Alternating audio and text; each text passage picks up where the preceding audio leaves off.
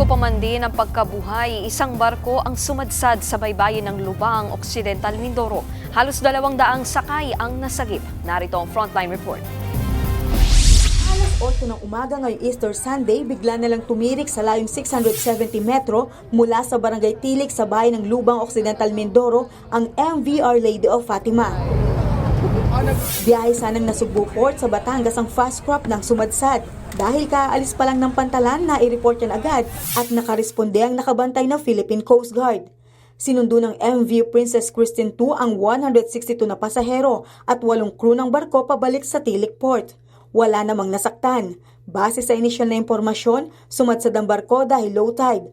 Mabato rin ang ilalim ng dagat. Wala namang nangyaring oil spill. Nasa labas din daw ng Marine Protected Area ang nangyaring insidente. Sa kabila niyan, patuloy ang inspeksyon pati na sa barko na pansamantalang sinuspindi ang pagbiyahe.